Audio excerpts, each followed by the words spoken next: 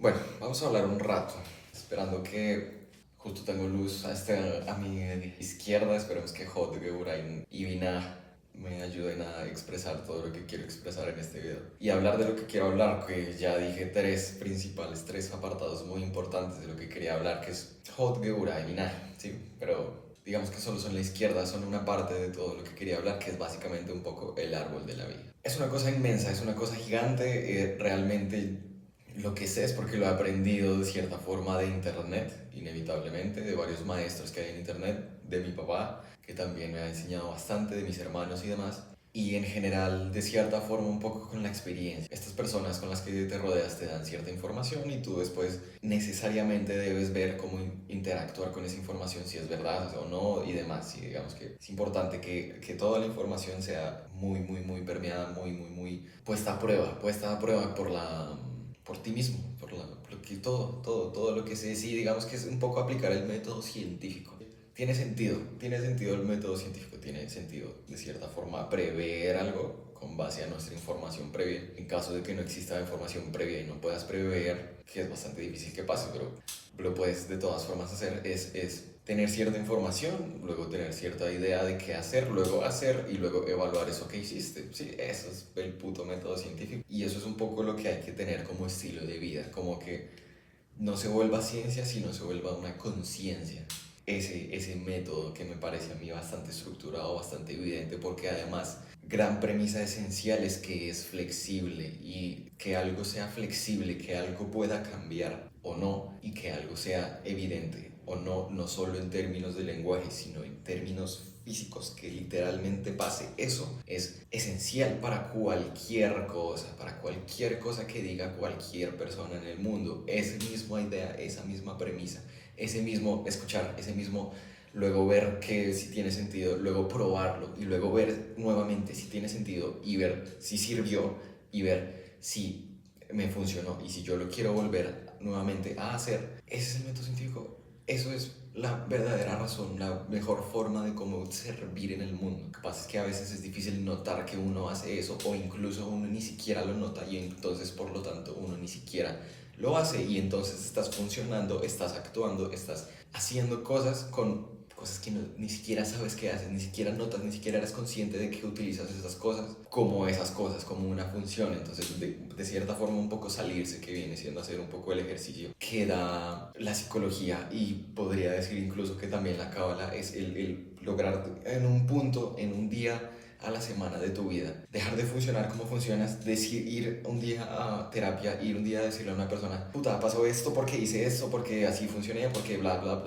Entonces te ayuda a salir de esa perspectiva que eres, de esa carga tan dura, de esa forma tan contundente de lo que eres, de lo que crees que eres, a evaluarlo, a observarlo.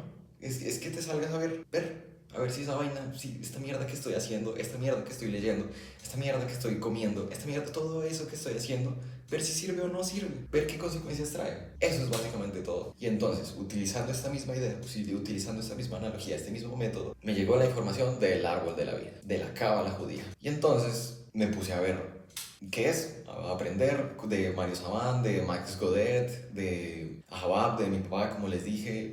Sí, mucha información. A ver toda esta gente que a ver eso del árbol, que si sirve, no sirve, si sirve, bien, chimba, lo comparto, si no sirve, bien, chimba, lo descarto, sigo con mi vida, busco otra cosa, hago lo que sea. Y de cierta forma puedo decir, puedo afirmar, digamos que dar fe a que sirve, a que eso es una forma de entender el mundo bien diferente. Y ni tanto, es como recordar algunas cosas, dirían ellos. Es bien interesante. Y entonces, nuevamente, para entrar un poco a lo que viene siendo hacer el árbol de la vida, yo diría muy breve, muy básicamente, porque además el entender el árbol de la vida implica entender premisas previas, que esas premisas previas vienen del conocimiento del universo. O sea, es una monstruosidad, es una cosa muy bestia, muy fuerte, y que eventualmente por fractalidad llega a un punto en el que del universo mismo, de la luz, del Big Bang, de la materia, de los agujeros negros, de la luz, de como mierda lo quieras llamar, de toda esta concepción, de toda esta forma de ver la realidad,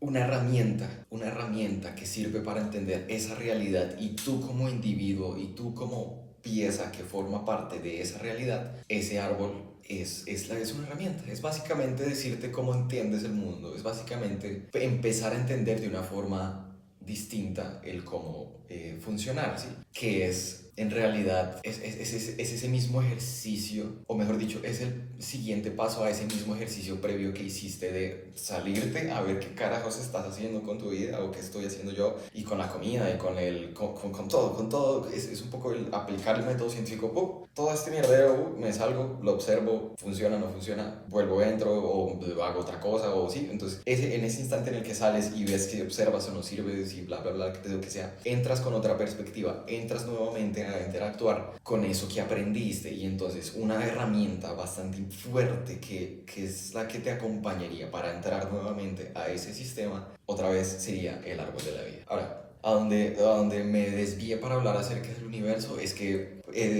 se entiende de una forma más completa se entiende de una forma más completa y diferente cuando se realiza todo este procedimiento. Si evalúas cómo comenzó el infinito, luego porque explotó en términos de física, ¿entiendes? El infinito, ese punto infinitamente pequeño e infinitamente denso que explotó y que creó la realidad y que de él surgieron estrellas, todos los astros, la materia, que somos polvo de estrellas, todas estas cosas muy bonitas. Como que eventualmente después de todo este proceso, digamos que llegó el ser humano, ¿sí? Y entonces luego miras los relojitos esos que hacen de la historia del universo y entonces el ser humano es como, si lo haces a escala de un día o de un año, el ser humano es como el último minuto de que se acabe el año, o sea, es diciembre, el 31 de diciembre a las 11:58 de la noche y entonces el ser humano está en este instante, o sea, puta, no somos nada a comparación de todo esto. Entonces, un poco hacer este ejercicio reflexivo, un poco ver toda esta información previa que existe para luego eventualmente funcionar en esto que estamos, para existir, es otro proceso, es algo que es muy interesante. Sin embargo, lo que quiero mostrar, lo que entre comillas diría, es un poco romper este árbol de la vida que de cierta forma hace parte de todo este infinito y un poco bajarlo del imposible y traerlo al funcionamiento del alma humana o del ser humano, mejor dicho. Y entonces, ahora sí, con esta introducción, ¿qué vendría siendo hacer el árbol de la vida? Para entenderlo muy fácilmente, yo diría que es un esquema, es un dibujito y es un mapa de todo lo que existe en la realidad. Es la representación de las leyes del universo, es una abstracción del todo. Sí, está el infinito, está el todo y nada, todo, o sea, todo como idea del lenguaje y todo como la vastedad, como el absoluto, como el inmenso, como el infinito, como el imposible, como el todo. Eso hecho dibujito, básicamente.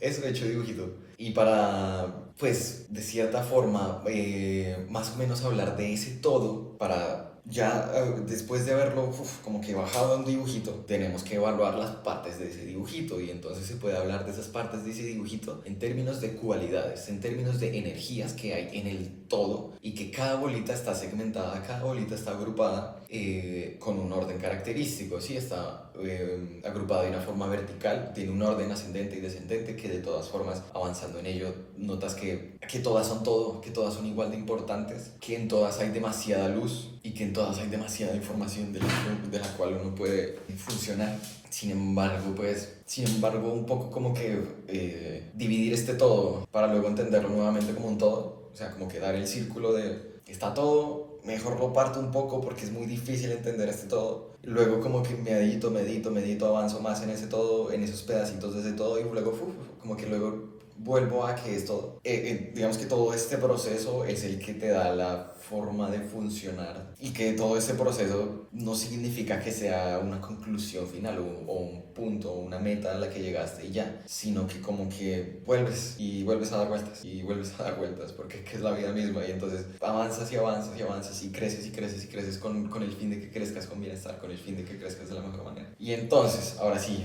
regresando, son centros energéticos, entonces cada bolita son centros energéticos, son atributos, es lo que puedes llamar, lo que podría, digamos, encasillarse en una cualidad, ¿sí? Cada bolita está segmentada, está agrupada de forma vertical y horizontal y digamos que es posible clasificar cada bolita de una forma con una energía que recibe y como una forma o una energía que da, ¿sí? Cabe aclarar que todas dan y todas reciben, ¿sí? Sino que puede uno de llegar a decir que unas reciben y unas dan más que otras. Y entonces este concepto de recibir y este concepto de dar es atribuible a una cualidad que se entiende como el que da el masculino y el que da el femenino. No tiene nada que ver, o bueno, como es parte del todo, tiene que ver un poco con lo que vendría siendo ser la sexualidad y estos dilemas de género, pero entonces si lo entiendes como un todo, no lo divides, no lo fragmentas, no clasificas esto en hombre y mujer, en esto en dar y en recibir, y como que, pues, ya, estereotipo y estereotipo. No, no se trata de eso, se trata como de esas dos cualidades, del dar y del recibir. Y de cómo ambas cosas vendrían en algún punto a concluir, concluirse, como a unirse, a hacer lo mismo. Dar y recibir, en el que da, está recibiendo de alguna forma, y en el que recibe, está dando de alguna forma. Esto es visible tanto en la psicología como ciencia, tanto en la cábala como espiritualidad, y en la vida misma. Si te paras a esperar un segundo, a ver, el que da una sonrisa está dando una sonrisa, o tiempo está recibiendo lo que sea que hayas causado en la otra persona. Sí, y entonces como que si empiezas a fragmentar esa interacción en quién dio y en quién recibió, y si la sobrepiensas como que es lo mismo, ¿sí? Como que en algún punto es lo mismo. Ahora bien, ¿quién dijo, quién planteó, quién dio a conocer a este árbol? Pues digamos que proviene principalmente de sabios y conocedores judíos, hebreos. Ciertamente hay alguna gente de otras regiones, españoles, algunos egipcios, y en general desde hace muchísimo tiempo atrás, ¿sí? Digamos que es posible interpretar, es posible influir, es posible intuir este árbol desde el instante en el que se funciona, ¿sí? Porque está tan presente y tan funcional y tan activo justo ahora como hace 1.000 millones de años, como apenas en el inicio de todos los tiempos, de toda la historia, ¿sí? Básicamente, los que lo lograron notar en un primer momento y los que lograron conceptualizarlo y luego dibujarlo fueron estos señores hebreos de hace en el 1400 por ahí. El caso, ¿qué tiene que ver saber por qué estos señores de hace miles de millones de años, bueno, de hace cientos de años, lo conceptualizaron en un primer momento? Porque al igual que la Biblia misma y al igual que casi que todas las palabras están hechas, están funcionando a partir de una lógica, y esa lógica es el lenguaje,